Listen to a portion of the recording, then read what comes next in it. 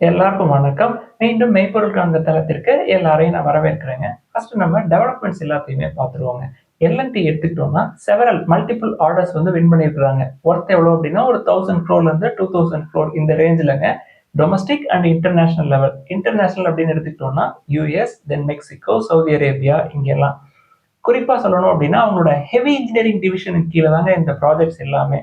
First US எடுத்துக்கிட்டோம் அப்படின்னா vessels ready பண்றாங்க நேச்சுரல் கேஸ்க்கு. அது போக cartridge for blue ammonia project, இது வந்து லூசியானால, இது ரெண்டும் வந்து யூஎஸ்லங்க. தென் மெக்சிகோ எடுத்துக்கிட்டோம் அப்படின்னா 2 ஃபெர்டிலைசர் பிளான்ட்டுக்கு தேவையான ப்ராசஸிங் எக்யூப்மெண்ட்ஸ், அதாவது ammonia and urea processing equipments. Then Saudi அரேபியாவை பொறுத்த வரைக்கும் refinery and integrated petrochemical equipments ready பண்ணி தர்றதுக்கான ப்ராஜெக்ட் கிடைச்சிருக்குங்க. தென் டொமஸ்டிக் அண்ட் இன்டர்நேஷனல் லெவலில் நியூக்ளியர் ரியாக்டர்ஸ்க்கு தேவையான கிரிட்டிக்கல் எலமெண்ட்ஸ்லாம் வந்து ரெடி பண்ணி தர்றதுக்கான ஆர்டரும் எல்&டி கிடைச்சிருக்குங்க. அடுத்து அமேசான் எடுத்துக்கிட்டோம்னா அவங்க ஒரு ரீஸ்ட்ரக்சரிங் ஆப்ரேஷனுக்கு தயாராகிட்டு இருக்கிறாங்க. அதனால நிறைய வேலை இழப்புகள் இருக்கும் அப்படின்னு முந்தைய பதிவுகளில் சொல்லியிருக்காங்க. ஸோ இந்த குளோபல் ரீஸ்ட்ரக்சரிங் ஆப்ரேஷனில் அமேசான் இந்தியா எடுத்துக்கிட்டோம் அப்படின்னா 1100 எம்ப்ளாயிஸ்க்கு வேலை போகக்கூடிய ஒரு சூழல் இருக்கிற மாதிரி செய்திகள் வந்திருக்கு. அடுத்து ஸ்டவ்கிராஃப்ட் லிமிடெட் எடுத்துக்கிட்டோம்னா கம்பெனி என்ன சொல்றாங்க, அவங்களோட ரீட்டைல் நெட்வொர்க்கை ஏப்ரல் 2027க்குள்ள 500 நாங்க கூட்டிருப்போம் அப்படின்னு சொல்லியிருக்காங்க. Exclusive retail network. இப்போதைக்கு கம்பெனி ஒரு முக்கியமான மைல் ஸ்டோனை கிராஸ் பண்ணிருக்காங்க. அவங்களோட ரீட்டைல் நெட்வொர்க் அப்படின்றது 300 கிராஸ் பண்ணிருக்குங்க. அவங்களோட ஃபோக்கஸ் எங்க அப்படின்னு சொல்லியிருக்காங்கன்னா நார்த்தன் அண்ட் வெஸ்டர்ன் இந்தியா அப்படின்னு சொல்றாங்க. அதாவது எங்களுடைய நெக்ஸ்ட் ஃபேஸ் ஆஃப் எக்ஸ்பான்ஷன் எங்க நடக்கும் அப்படின்னா உத்தரப்பிரதேஷ், மகாராஷ்டிரா, பீகார் இங்க எல்லாம் நாங்க அக்ரஸிவா டெவலப் ஆகும் அப்படின்னு சொல்லியிருக்காங்க. ஸோ ஸ்டவ் கிராஃப்டை பொறுத்த வரைக்கும் எந்தெந்த பிராண்ட்ஸ்ல எல்லாம் உங்களோட ப்ராடக்ட் இருக்கும் அப்படின்னா பிஜிஎன் பிராண்ட், கில்மா, பிளாக் டெக்கர், இதுல எல்லாம் வர்றது எல்லாமே வந்து ஸ்டவ் கிராஃப்டுடைய ப்ராடக்ட்ஸ் தான். ஸ்டவ் கிராஃப்டை பொறுத்த வரைக்கும் 62 டைம்ஸ் ஏர்னிங்ஸ்ங்க, ரொம்ப காஸ்ட்லியான சைடில் தான் இருக்கும். அடுத்து டெக் மஹேந்திரா எடுத்துக்கிட்டோம்னா கம்பெனி வந்து யூரோப்பியன் டெக் சொல்யூஷன் ப்ரொவைடர் கிராஸ்கால் கூட ஒரு பார்ட்னர்ஷிப் போட்டிருக்காங்க. ஸோ இந்த பார்ட்னர்ஷிப்போட நோக்கம் என்ன அப்படின்னா மெயின் ஃபோக்கஸ் வந்து டிவைஸ் டெஸ்டிங் அண்ட் சர்டிஃபிகேஷன் அப்படின்னு சொல்றாங்க. ஸோ 2 பேருமே ஏஐ மிஷின் லேர்னிங் யூஸ் பண்ணி அப்ளிகேஷன் டெவலப் பண்ணுவாங்க. எதுக்கு அப்படின்னா டு டிரான்ஸ்ஃபார்ம் என்டர்பிரைஸ் மொபைலிட்டி எங்க அப்படின்னா அக்ராஸ் நார்த் அமெரிக்கா அப்படின்னு சொல்றாங்க. அடுத்து நெட்ஃபிளிக்ஸ் இந்தியா அவங்களுடைய பெர்ஃபார்மன்ஸை கொடுத்துருக்காங்க. ஃபினான்ஷியல் 25 பெர்ஃபார்மன்ஸ் கம்பெனியுடைய நெட் ப்ராஃபிட் வந்து 63% ஏறி இருக்குங்க இயர் ஆன் இயர் பேசிஸ்ல. அதாவது ஃபினான்ஷியல் 24ல 52 crores ப்ராஃபிட் பண்ணியிருக்காங்க. அது ஃபினான்ஷியல் 25ல 85 crores இருந்திருக்குங்க. கம்பெனியோட ரெவன்யூ 32% ஏறி இருக்கு இயர் ஆன் இயர் பேசிஸ்ல. அடுத்து டாடா கேபிட்டலுடைய Q2 ஃபினான்ஷியல் 26 ரிசல்ட்ஸ் எடுத்துக்கிட்டோம்னா நெட் ப்ராஃபிட் வந்து 2% தாங்க ஏறி இருக்கு இயர் ஆன் இயர் பேசிஸ்ல. ரெவன்யூ 8% இயர் ஆன் இயர் பேசிஸ்ல ஏறி இருந்தாலும் கூட கம்பெனியோட எக்ஸ்பென்சஸ் Q2 ஃபினான்ஷியல் 26ல 10% ஏறி இருக்கு இயர் ஆன் இயர். டாடா கேபிட்டலோட wholly owned subsidiary Tata capital housing ஃபைனான்ஸோட பெர்ஃபார்மன்ஸ் எடுத்து பார்த்தோம்னா நெட் ப்ராஃபிட் 28% ஏறி இருக்குங்க இயர் ஆன் இயர். கம்பெனியோட அசெட் அண்டர் மேனேஜ்மெண்ட் மட்டுமே 30% ஏறி இருக்கு இயர் ஆன் இயர். கம்பெனியுடைய core income, business income, net interest income எடுத்து பார்த்தோம்னா 28% ஏறி இருக்கு இயர் ஆன் இயர் பேசிஸ்ல. ஸோ டாடா கேபிட்டலை பொறுத்த வரைக்கும் ஓவர் வேல்யூட் சைடில் தாங்க இருக்கும். ஸோ நல்ல வேல்யூவேஷன்ல பிடிக்கணும் அப்படின்னா இப்போ இருக்கிற ரேஞ்சில இருந்து 50% வரைக்கும் கீழே வந்தாதான் நான் பார்ப்பேன். அடுத்து கேம்ஸ் நிறுவனத்தினுடைய Q2 ஃபினான்ஷியல் 26 ரிசல்ட்ஸ் எடுத்துக்கிட்டோம்னா நெட் ப்ராஃபிட் வந்து வெறும் 5.4% தாங்க ஏறி இருக்கு இயர் ஆன் இயர் பேசிஸ்ல. ரெவன்யூ ஒரு 6.4% ஏறி இருக்குங்க இயர் ஆன் இயர் பேசிஸ்ல. கம்பெனி வந்து ஒரு ஷேருக்கு 14 ரூபாய் டிவிடெண்ட் அனௌன்ஸ் பண்ணியிருக்காங்க. ரெக்கார்ட் டேட் வந்து November 7, 2025. ஸோ November 26க்கு முன்னாடி பேமெண்ட் வந்து நடந்திருக்குங்க. அது போக கம்பெனி பிப்ரவரியில ஒரு 19 ரூபாய் ஒரு ஷேருக்கு டிவிடெண்ட் கொடுத்துருக்காங்க. தென் ஆகஸ்ட்ல ஒரு 11 ரூபாய் கொடுத்துருக்காங்க. ஸோ கேம்ஸை பொறுத்த வரைக்கும் இயர் டு டேட் 25% கீழே விழுந்திருக்குங்க. ஒரு 6 months முன்னாடி நிறைய பேர் அதுக்கு நல்ல ஃபியூச்சர் ஸ்கோப் இருக்கு, ஹையர் வேல்யூவேஷன்ல இதுல உள்ள போகலாம் அப்படின்னு சொல்லி நிறைய எழுதியிருந்தாங்க. நம்ம ஓவர் வேல்யூட் கத்திக்கிட்டே இருந்தோம். ஸோ தொடர்ந்து இறங்கிக்கிட்டே இருக்கு. இப்பயுமே 40 டைம்ஸ் ஏர்னிங்ஸ் ஓவர் வேல்யூட் தான். அந்த வேல்யூவேஷனுக்கு ஏற்ற மாதிரி அவங்க ரிசல்ட் காட்டல அப்படின்றது என்னுடைய கருத்துங்க. அடுத்து star health and allied insurance எடுத்துக்கிட்டோம்னா கம்பெனியோட நெட் ப்ராஃபிட் வந்து 50% கீழே விழுந்துருக்குங்க இயர் ஆன் இயர் பேசிஸ்ல. என்ன காரணம் சொல்றாங்க அப்படின்னா எக்ஸ்பென்சஸ் அதிகமா இருக்கு அப்படின்னு சொல்றாங்க. கம்பெனியோட கிராஸ் ரிட்டர்ன் பிரீமியம் வந்து 12% ஏறி இருக்குங்க. H1 ஃபினான்ஷியல் 26 எடுத்துக்கிட்டோம்னா நெட் ப்ராஃபிட் வந்து 574 crores இருக்கு. இது H1 ஃபினான்ஷியல் 25ல 1087 crores இருந்திருக்குங்க. ஸோ போன வருஷத்தை கம்பேர் பண்றப்ப ப்ராஃபிட்டபிலிட்டி 50% வரைக்கும் கீழே குறைஞ்சிருக்கு. ஸோ வெயிட் பண்ணலாம், 300க்கு கீழே போனா நம்ம பார்க்கலாம். அடுத்து கனரா HSBC எடுத்துக்கிட்டோம்னா Q2 ஃபினான்ஷியல் 26ல நெட் ப்ராஃபிட் 41 crores பண்ணியிருக்காங்க. 11% ஏறி இருக்குங்க இயர் ஆன் இயர் பேசிஸ்ல. பட் கம்பெனியோட டோட்டல் இன்கம் அப்படின்னு எடுத்துக்கிட்டோம்னா Q2 ஃபினான்ஷியல் 25 கம்பேர் பண்றப்ப 26ல குறைஞ்சிருக்குங்க. அதாவது டோட்டல் இன்கம் வந்து Q2 ஃபினான்ஷியல் 25ல 3,335 crores இருந்தது. இப்ப Q2 ஃபினான்ஷியல் 26ல 2,349 crores இருக்கு. அடுத்து ஸ்ரீ சிமெண்டோட Q2 ஃபினான்ஷியல் 26 நம்பர்ஸ் எடுத்து பார்த்தோம்னா சூப்பரான நம்பர்ஸ்ங்க. 4 மடங்கு ஏறி இருக்குங்க. நெட் ப்ராஃபிட் 309 கோடியா இருக்கு. ரெவன்யூ வந்து ஒரு 17.4% ஏறி இருக்கு இயர் ஆன் இயர் பேசிஸ்ல. டோட்டல் சேல்ஸ் வால்யூம் எடுத்துக்கிட்டோம்னா Q2 ஃபினான்ஷியல் 26 பொறுத்த வரைக்கும் 6.8% ஏறி இருக்குங்க இயர் ஆன் இயர் பேசிஸ்ல. கம்பெனி வந்து ஷேர் ஹோல்டர்ஸ்க்கு ஒரு ஷேருக்கு 80 ரூபாய் டிவிடெண்ட் அனௌன்ஸ் பண்ணியிருக்காங்க. ரெக்கார்ட் டேட் வந்து November 3. தென் பேமெண்ட் எடுத்துக்கிட்டோம்னா November 14க்கு மேல ஷேர் ஹோல்டர்ஸ்க்கு அந்த டிவிடெண்ட் கிடைக்குங்க. இந்த வருஷம் டிவிடெண்ட் எவ்வளவு கொடுத்துருக்காங்க அப்படின்னு பார்த்தா ஜூலைல ஒரு 60 ரூபாய், தென் பிப்ரவரியில ஒரு 50 ரூபாய் கொடுத்துருக்காங்க ஸ்ரீ சிமெண்ட் ஷேர் ஹோல்டர்ஸ்க்கு. அடுத்து சுந்தரம் ஃபாஸ்ட்னஸ் உடைய Q2 ஃபினான்ஷியல் 26 நம்பர்ஸ் எடுத்து பார்த்தோம்னா சிங்கிள் டிஜிட் க்ரோத் தாங்க. அதுவும் லோயர் சிங்கிள் டிஜிட்னே சொல்லலாம். ரெவன்யூ வந்து ஒரு 2.3% தான் ஏறி இருக்கு இயர் ஆன் இயர் பேசிஸ்ல. நெட் ப்ராஃபிட் கன்சாலிடேட்டட் பேசிஸ்ல 6% ஏறி இருக்குங்க. கம்பெனியை பொறுத்த வரைக்கும் bolt, nuts, water and oil pumps, centred projects இது எல்லாமே வந்து ரெடி பண்றவங்க.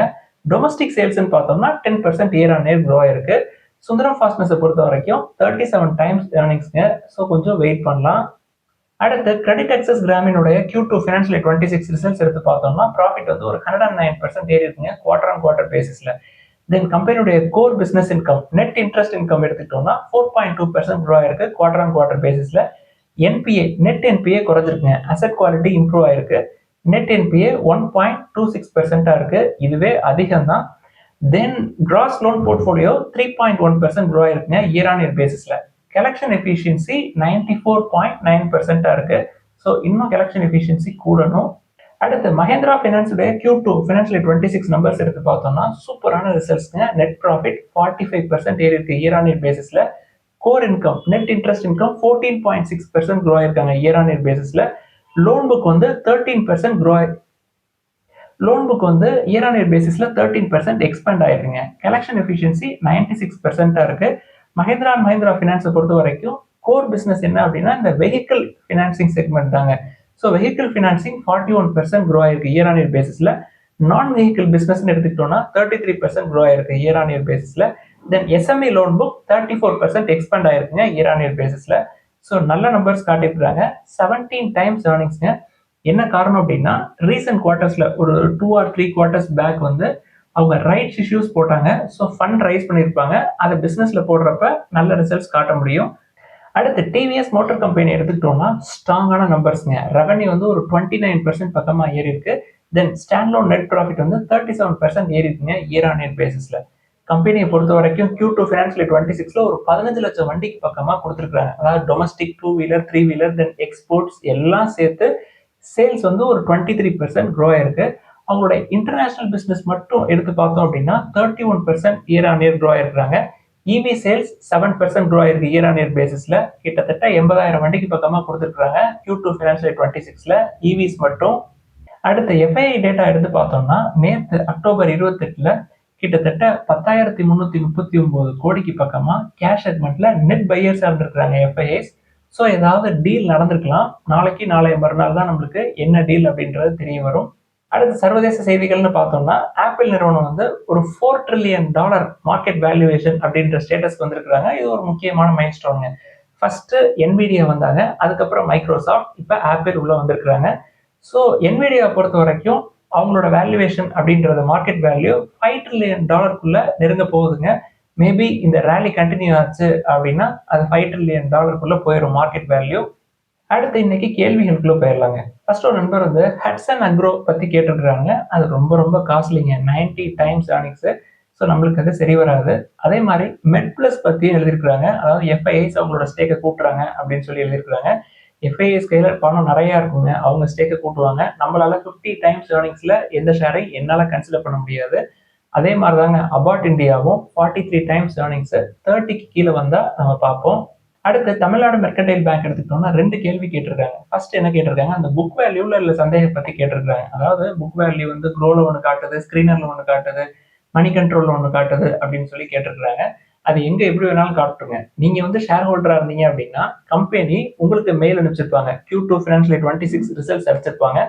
அதுல புக் வேல்யூ இருக்குங்க. அதாவது எவ்வளவு டெபாசிட்ஸ், காஷ் ஆர்எஸ் எவ்வளவு, தென் அட்வான்சஸ் எவ்வளவு அப்படின்னு சொல்லி எல்லாத்தையுமே ஒரு மெயிலா அனுப்பிச்சிருக்காங்க. நேத்து வந்திருக்குங்க. நான் நம்ம வாட்ஸ்அப் குரூப்ல கூட அந்த ஸ்கிரீன்ஷாட்டை போட்டிருக்கிறேன்.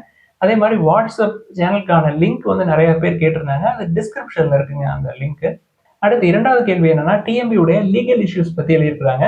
அதாவது டிஎம்பியை பொறுத்த வரைக்கும் 1990கள்ல இருந்தே இந்த ப்ரொமோட்டர்ஸ் இஷ்யூஸ், தென் ப்ரொமோட்டர் ஷேரை கொடுத்தது, தென் திருப்பி ஷேரை வாங்கினதுன்னு சொல்லிட்டு நிறைய இஷ்யூஸ் வந்து இருக்குங்க. நிறைய வழக்குகளும் இருக்கு. அதை பத்தி நம்ம தனி போஸ்டாவே போட்டிருக்கோம். பின்னாடி பாத்தீங்கன்னா தெரியும். ஸோ இப்போதைக்கு ஆர்பிஐ மேற்பார்வையில வங்கி வந்து நல்லா ரன் ஆயிட்டு இருக்கு. ஸ்டெடியான பெர்ஃபார்மன்ஸ் காட்டுறாங்க. நல்ல வேல்யூவேஷன்ல இருக்கு. நல்ல வேல்யூவேஷன்ல கிடைக்கிறப்ப நம்ம எடுத்து போட்டுக்கிறது நல்லதுங்க. அடுத்து IDFC first bank, Karnataka bank, south Indian bank, IndusInd bank இதை பத்தி எல்லாம் கேட்டிருக்காங்க. ஐடிஎஃப்சி, சவுத் இந்தியன் பேங்க் இப்ப ரீசெண்டா 3 or 4 monthsல பயங்கரமா ஏறிடுச்சுங்க. இண்டஸ்இண்ட் தென் கர்நாடகா பேங்க் ரெண்டுமே நல்ல வேல்யூவேஷன்ல தான் இருக்கு. ஐடிஎஃப்சி ஃபர்ஸ்ட் பேங்கை பொறுத்த வரைக்கும் பிரைஸ் டு புக் 1.5 விட தாண்டி போயிடுச்சு. பட் சவுத் இந்தியன் பேங்க் அப்படி கிடையாதுங்க. இப்பயுமே புக் வேல்யூக்கு ரொம்ப நியரரா தான் இருக்கு. புக் வேல்யூ ஒரு 40.15 பக்கமா இருக்கு. ஷேர் பிரைஸ் உங்களுக்கு எவ்வளோன்னு தெரியும். So nearer or close to book value இருக்கு. அடுத்து Wardwizard innovation and mobility அப்படின்ற நிறுவனத்தை பத்தி எழுதியிருக்காங்க. ப்ரமோட்டர்ஸ் ஷேர்ஸை பிளஸ் பண்ணி வச்சிருக்காங்க. In addition to that last 1 yearல பார்த்தோம்னா ப்ரமோட்டர்ஸோட ஷேர் ஹோல்டிங்கும் குறைஞ்சிக்கிட்டே இருக்கு. அது போக டெட் டு ஈக்விட்டியும் இருக்குங்க. ஸோ இவ்வளவு ரிஸ்க் இருக்கு வாட் விசார்ட் பொறுத்த வரைக்கும். அடுத்து சுஸ்லா நிறுவனத்தை பத்தி எழுதியிருக்கிறாங்க. சார் பெருசா மூவ்மெண்ட் எதுவுமே இல்லையே அப்படின்னு சொல்லி எழுதியிருக்கிறாங்க. அது ஏற்கனவே நல்லா ரேலி ஆயிருக்குங்க. வேல்யூவேஷனும் அதிகமா இருக்கு. ஸோ அடுத்த ரேலி உங்களுக்கு பழைய ரேலி மாதிரி வேணும் அப்படின்னா இன்னும் நீண்ட ஆண்டுகள் காத்திருக்க வேண்டியிருக்கும். அடுத்து பெட்ரோநெட் பத்தி எழுதியிருக்கிறாங்க. பெட்ரோநெட் நல்ல வேல்யூவேஷன்ல தாங்க இருக்கு. நம்ம நீண்ட மாதங்களா சொல்லிட்டு இருக்கோங்க 300 கீழே வர்றப்ப எல்லாம் பார்க்கலாம் அப்படின்னு சொல்லி. அடுத்து ஆர்இசி பத்தி எழுதியிருக்கிறாங்க. சார் நான் 450 ரேஞ்சில் போய் மாட்டிக்கிட்டேன் அப்படின்னு சொல்லி எழுதியிருக்கிறாங்க. ஸோ நல்ல டிவிடெண்ட் உங்களுக்கு கிடைக்கும். கீழே இன்னும் வந்துச்சு இல்லை சைட் பேஸ்ல நீண்ட காலம் போச்சு அப்படின்னா நல்ல வேல்யூவேஷன்ல தான் இருக்கு. ஸோ நீங்க ஆட் பண்ணிக்கிறதுக்கு ஒரு நல்ல வாய்ப்பா இருக்கும். ஸோ வேல்யூவேஷனை நீங்க ஸ்ட்ரிக்டா ஃபாலோ பண்றது நல்லது. அடுத்து ஹீரோ மோட்டர் கார்ப் பத்தி ஒரு நண்பர் எழுதியிருக்கிறாருங்க. அதாவது 52 வீக் ஹைல இருக்கு, நல்ல வேல்யூவேஷன் இருக்குன்னு சொல்றீங்களே அப்படின்னு சொல்லி எழுதியிருக்கிறாங்க. கம்பெனியோடைய ஆல் டைம் ஹைன்னு பார்த்தோம்னா ஒரு 6100 பக்கமா இருக்குங்க. ஸோ இப்போ அதை விட கம்மியாக தான் இருக்கு. பிளஸ் லாஸ்ட் 1 yearல பயங்கரமா ரேலி ஆயிருக்கு. 1 year அப்படின்றத விட ஒரு 4 or 5 monthsல பயங்கரமா ரேலி ஆயிடுச்சுங்க. ஒரு 3700 800 ரேஞ்சில இருந்து நம்ம சொல்லிக்கிட்டே தான் இருக்கோம். 19 or 18 டைம்ஸ் ஏர்னிங்ஸை டச் பண்ணுச்சு. ஸோ 3800ல இருந்து இப்போ அக்ரெசிவா 5500 வரைக்கும் அந்த மாதிரி தெரியுது. பட் நல்ல வேல்யூவேஷன்ல தான் இருக்கு. டிவிஎஸ் தென் பஜாஜை கம்பேர் பண்றப்ப. தென் டாடா கெமிக்கல்ஸ் பத்தி ஒரு நண்பர் எழுதியிருக்கிறாருங்க. அதாவது பிரைஸ் டு ஏர்னிங்ஸ் அதிகமா இருக்கு. நீங்க வந்து பேங்கிங், பினான்சியல் சர்வீசஸ், தென் என்பிஎஃப்சிஸ்க்கு தான் பிரைஸ் டு புக்கை பார்க்கணும் அப்படின்னு சொல்லுவீங்க. இப்போ டாடா கெமிக்கல்ஸ்க்கு எதுக்கு பிரைஸ் டு புக்கை பார்க்குறீங்க, பிஇயை பார்க்காம அப்படின்னு சொல்லி எழுதியிருக்கிறாருங்க. பெரும்பாலும் இந்த பேங்கிங், பினான்சியல் சர்வீசஸ், என்பிஎஃப்சிஸ்க்கு பிரைஸ் டு புக்கை பார்க்கறதுக்கு என்ன காரணம் அப்படின்னா அவங்க நிறைய கடன் வாங்கியிருப்பாங்க. கடன் வாங்கி தான் அவங்களோட பிசினஸை டெவலப் பண்ண வேண்டியிருக்கும். அதனால பிரைஸ் டு புக்கை ரொம்ப ஸ்ட்ரிக்டா பார்ப்போம். பேங்கிங், பினான்சியல் சர்வீசஸ், என்பிஎஃப்சிஸை பொறுத்த வரைக்கும். டாடா கெமிக்கல்ஸை பொறுத்த வரைக்கும் சினாரியோ கம்ப்ளீட்லி டிஃப்ரெண்ட்ங்க. புக் வேல்யூக்கு ரொம்ப நியரா வந்துட்டு இருக்கு. புக் வேல்யூக்கு கீழேயும் கூட போறதுக்கு வாய்ப்புகள் இருக்கும். அது ஒரு பக்கெட்டு. பட் வேல்யூவேஷன் ஏன் அதிகமா இருக்கு அப்படின்னு சென்ற பதிவுலேயே நான் விளக்கமா சொல்லியிருந்தேங்க. அதாவது முற்காலங்கள்ல நான் கிட்டத்தட்ட 4 or 5 yearsஆ டாடா கெமிக்கல்ஸை ட்ரேஸ் பண்ணிட்டு இருக்கேங்க. 2000 crore 3000 crore ப்ராஃபிட் பண்ணாங்க அவங்க. இப்போ அவங்களோட ப்ராஃபிட்டபிலிட்டி குறைஞ்சதுனால, ஷேர் பிரைஸ் அதே லெவல்ல இருக்கிறதுனால பி வந்து அதிகமா தெரியுது.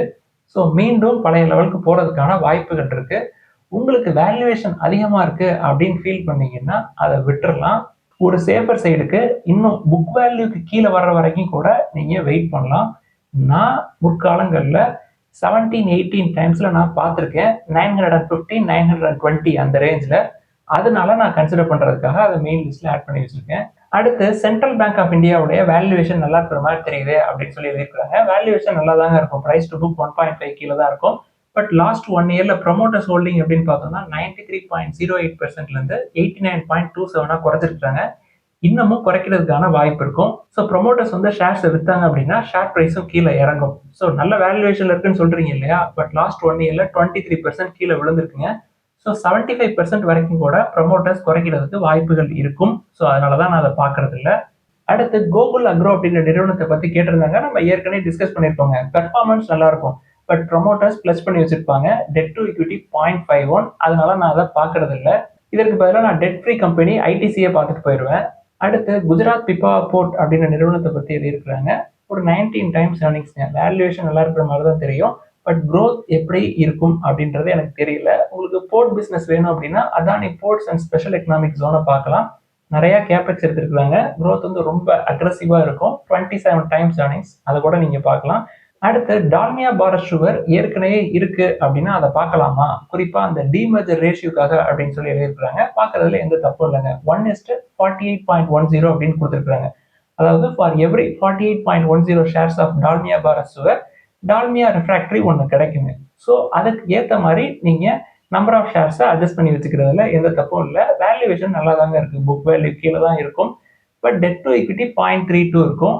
அடுத்து ஹிந்துஸ்தான் காம்போசிட்ஸ் பத்தி எழுதியிருக்கிறாங்க. அந்த பிசினஸ் நம்மளுக்கு சரி வராதுங்க. நல்ல வேல்யூவேஷன்ல தாங்க இருக்கும்.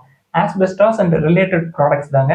அது எனக்கு வேணாம், நான் பெரும்பாலும் அதை விட்டுருவேன். நல்ல வேல்யூவேஷன்ல இருந்தாலும், அதாவது கடன் இருக்காது, புக் வேல்யூ கீழே தான் இருக்கும். 0.6 டைம்ஸ் தான் புக் இருக்கும். நமக்கு அந்த பிசினஸ் செட் ஆகலை அப்படின்னா அதை விட்டுருவேன் நான் எப்பொழுதுமே. அடுத்து எல்என்டி ஃபினான்ஸ் பத்தி கேட்டிருக்கிறாங்க. எல்என்டி ஃபினான்ஸ் வந்து பிரைஸ் டு புக் 2.5 விட அதிகமாயிடுச்சுங்க. ஸோ அந்த பஸ்ஸை நம்ம விட்டுட்டோம். இதெல்லாம் தான் இன்னைக்கு டிஸ்கஸ் பண்ணணும்னு நினைச்சோம். ஏதாவது சந்தேகங்கள், கேள்விகள் இருந்தால் முதலீடுகளில் எல்லாத்தையும் எழுதுங்க. எல்லாருக்கும் நன்றி.